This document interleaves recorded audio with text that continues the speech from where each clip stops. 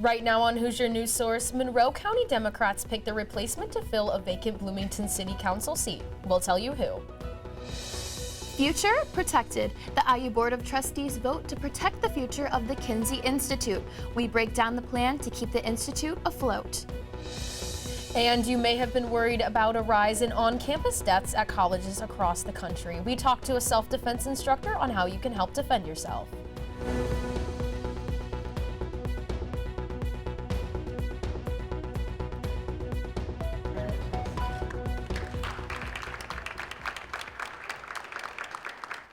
Courtney Daily is the newest face on the Bloomington City Council, picked after 4 rounds of voting. Hello and welcome to Hoosier News Source. I'm Shelby Brown. And I'm Lacie Carr. The vacancy came last month after City Councilwoman Shruti Rana stepped down. Daly is the Associate Director for Admission for Kelley Direct Online MBA and has lived in Bloomington for 14 years. She is also one of the 8 MCDP members who voted in the caucus this past weekend. There was a total of 4 rounds of voting due to an illegible ballot the first round and a tie between Jenny Stevens and Daly for the next 3. County Chair David Henry eventually broke the tie and elected Daly as the official new District 5 representative. Been following what City Council is working on, and I just need to get my bearings, and it's just going to be trial by fire, jumping right in. I mean, we go to work on Wednesday. Daly was sworn in by City Clerk Nicole Bolden, and her first meeting will take place later today. The IU Board of Trustees voted Friday to protect the future of the Kinsey Institute. The trustees adopted President Winton's plan, which would toss out previous ideas to make the institute a nonprofit. Instead, the university would submit a plan to the Indiana State Board of Accounts to prove the state funding is used for Kinsey operations. Questions over how the institute would operate came after an Indiana law prohibited taxpayer dollars from going to the Kinsey Institute. The trustees also approved design plans for a renovation project at the School of Public Health. The project would create a new entrance on the east side of the building and feature more visibility and include wider doors for accessibility. Construction is expected to begin this year. We have an update for you on the rape case filed against former IU football player Connor Delp. A judge has denied a request from Delp's attorneys to dismiss the case nearly 4 months after the motion was filed in court. Police arrested Delp last May and charged him with 2 counts of rape, sexual battery, and battery. IU Athletics say Delp was a wide receiver on the 2022 roster and was dismissed from the team last January. He is due back in court on April 18th. 3 sexual assaults were reported to IUPD from the IU Title IX office. 2 of the assaults reportedly happened at the McNutt Quad. One allegedly happened on February 10th. The other was on January 16th. The other sexual assault was reported at Union Street Apartments and allegedly happened in August. IU police tell us none of the people involved in the cases reported to IUPD, and the cases have been handed over to the university. A wave of murders of college students has been raising some concerns of campus safety. 4 college students have been killed within a 2-week span.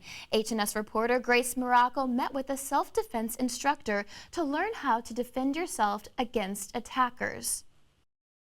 Vigils and funerals of college students have been happening from coast to coast after 4 college students were killed in 2 weeks. The recent killings are raising concerns about college safety. I carry a taser with me on my way to the gym, just in case, you never know what happens. You always have to have pepper spray too. Questions are also being raised about how to defend yourself in case of an attack. Self-defense instructor Arthur Luhor says it's more than just knowing how to fight. 90% of it is being situationally aware. That last 10% is when you have to defend yourself. He started teaching IU faculty self-defense classes about 2 years ago. It's a skill he thinks everyone should know. Knowing how to defend ourselves is, I would say, a basic right. You want to feel safe. Something that some students might not think about. No, I actually never really think about that. IU offers several ways to keep students safe on campus. I feel like here there's a lot of ways to actually be safe, and I feel like IU does a good job making sure that the students do feel protected and stuff. Emergency blue lights like the one right beside me have been installed in case of an emergency all throughout campus. All you do is hit the button, say your message, and someone will be on the way. 90% of it is being situationally aware. That means walking with confidence, not being distracted by your phone, and watching your surroundings.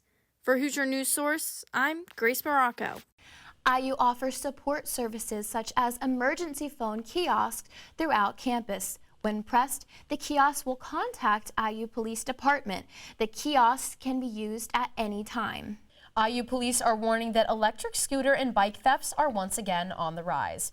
You may remember a crime notice last month alerted to 4 thefts in January. Now police are investigating 9 more incidents reported in February at all of the locations you see or hear on your screen. We're told all the stolen e-bikes and e-scooters were locked with either cable locks or U-style locks. There are several things police say you can do to limit your chances of having a thief snag your things. We have a list of tips for you under this story on our website, IUSTV.com. The Monroe County Sheriff's Office is investigating a serious crash that involved 3 motorcycles Sunday afternoon.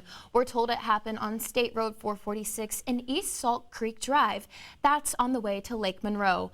One of the motorcyclists had to be lifelined from the scene for severe leg injuries. State Road 446 was shut down for nearly 2 hours. The accident remains under investigation. Deputies are also investigating a fatal crash that claimed 1 life. We're told it happened Saturday night at Chambers Pike and Wayport Road on the far north end of the county near Interstate 69. Police say a car left the road for an unknown reason. The driver was killed at the scene of the crash. It has always been my dream to be on American Idol. An IU face and voice is taking the national stage. Hear from a future Hoosier contestant of American Idol. And ban back in effect. What you need to know about the change to transgender care in the Hoosier state.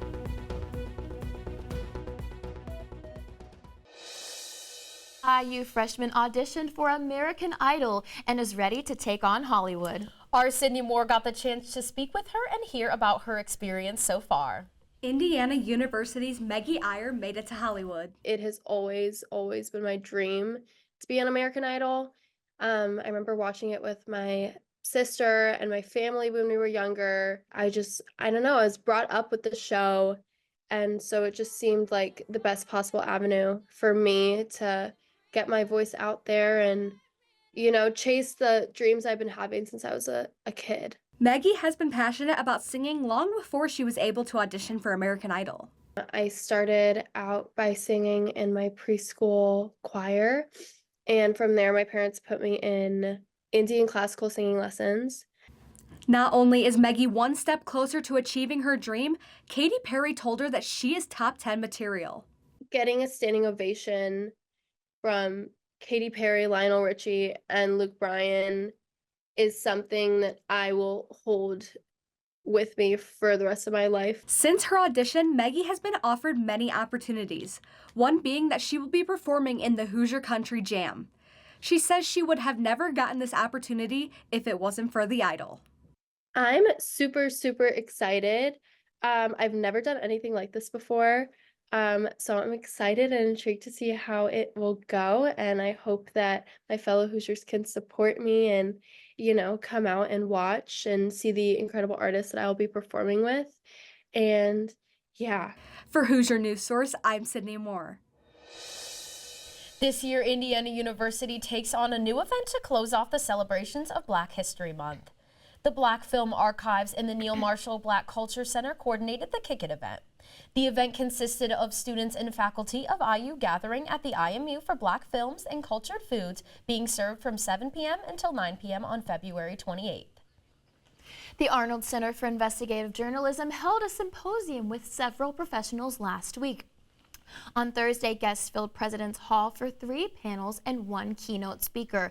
The conversation included figures from several organizations, notably ESPN, the New York Times, and the Washington Post. One panelist, Delano Massey, spoke about his work concerning social justice. There's something that's there They're there, and they're not saying it, and we need to ask questions because this is the 4th largest police department in the country, and people demand answers. The panels and keynote addresses were free and open to all students and the general public. Indiana's ban on transgender care for minors is back in effect after a ruling from a federal judge. The Indiana law signed by Governor Holcomb last year was temporarily put on hold after a lawsuit from the ACLU. Last week, a district court lifted the temporary hold, putting the law into effect immediately. Doctors are prohibited from providing transitional surgery to anyone under the age of 18. The U.S. Supreme Court unanimously ruled that former President Donald Trump should appear on Colorado's Republican presidential primary ballot.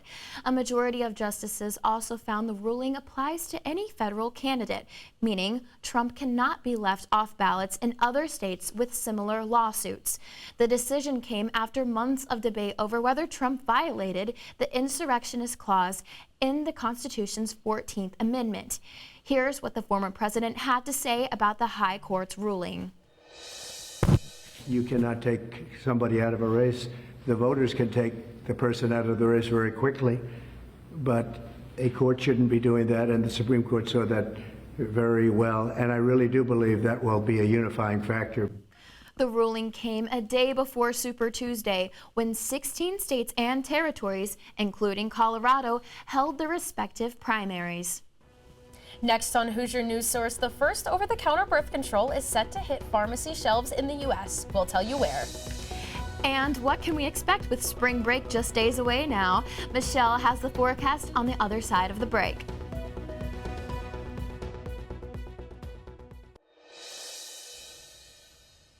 The first over-the-counter birth control pill approved in the U.S. will soon be available in stores and online this month. O-Pill can be bought directly from its own website, opill.com, in the coming days, but it could take a few weeks for the medication to reach pharmacy shelves. The price is expected to be around $20 for a 1-month supply and $50 for a 3-month supply. The company says taken as directed, O-Pill is 98% effective at preventing pregnancy. That's in line with the effectiveness of most birth control pills. There are now at least 41 cases of measles reported in 16 states. That's just 17 cases short of what reported during all of last year. Florida had an outbreak in an elementary school, leading to 9 cases in one county.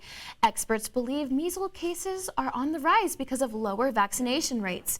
92% of kids are vaccinated by the time they are 2 years old, but that's below the federal target of 95%. Measles is considered the most easily transmitted human virus in circulation. It was declared eliminated in the U.S. back in 2000. Turning to weather now, we had some gorgeous temperatures Monday, a nice way to start out March, and even some rain.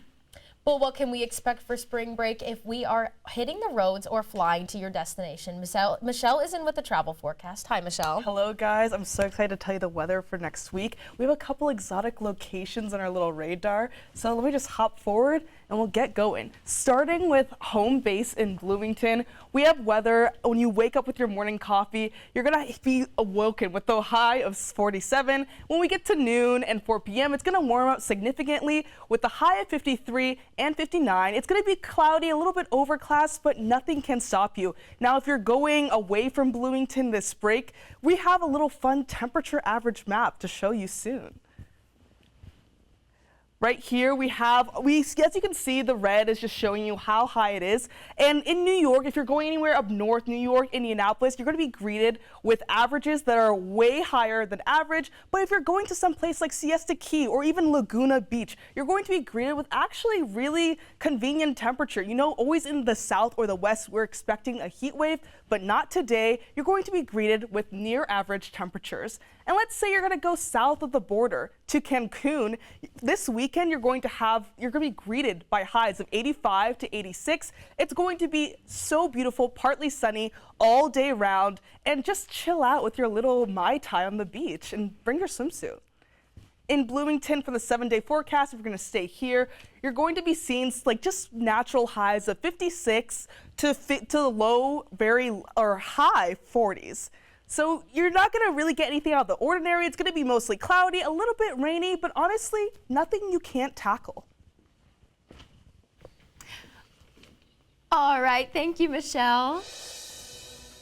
Next in sports, the IU men's and women's basketball teams seem to be finding their stride as we start March. Allie has a recap of the weekend wins. We're back in a few. Both the IU men and women's basketball teams seem to be finding their stride as we enter March, getting both wins in the books over the weekend. We start with the women's, who closed out their regular season in style, sweeping a traditional powerhouse Maryland with commanding 71-54 victory. Despite a scare with a leg injury, senior Mackenzie Holmes returned to the bench to a warm ovation. Sarah Scalia led the Hoosiers with 19 points, including 4 three-pointers, while Yarden Garzon added 17 points. Holmes' health will be a key concern as the postseason approaches, especially after her impactful performance in the game. There's a lot of love. I mean, I love playing here the past 2 years. I love my teammates here, my coaches here. So coming out with the win tonight was definitely big, and it was a special night. Indiana's stout defense held Maryland to just 28% shooting and forced 13 turnovers, securing the number 3 seed in the upcoming Big Ten tournament. As for the men, they also claimed victory over Maryland in a thrilling matchup at the Xfinity Center, finishing with a score of 83-78. The Terrapins initially led with 43-33 at halftime, but Indiana staged an impressive comeback, outscoring Maryland 48-27 in the second half. Mackenzie McBacco led the charge for Indiana with a stellar performance, scoring 24 points. Key factors in the Hoosiers' win included their strong second half rally, shooting 73% from the field and solid 3 points and 3 throws shooting. Xavier Johnson also made significant impact, contributing 13 points, 6 assists, and a steal. Indiana now looks ahead to their next challenge, a game against Minnesota Wednesday night. Well, I'm glad that we are on a little bit of a sports high right now. Thank you, Allie. For sure. And let's check out one of that 7-day forecast. Let's check out the weather again. Cool. Let's see it again. If you guys couldn't hear it the first time, we can do a little review. As I said, the highs would be kind of going up to just barely 60, and you'll get the lowest high, that makes sense, of 49. It's going to be, a little bit rainy, a little bit cloudy. On Monday, you're going to be greeted with a really nice sunny day. But other than that, it's great. Well, Michelle, thanks. And thank you for watching this week's Hoosier News Source. As always, be sure to follow us on social media and check out IUSTV.com to stay up to date on all the latest news, weather, and sports. Have a great rest of the week, and we'll see you back here next week.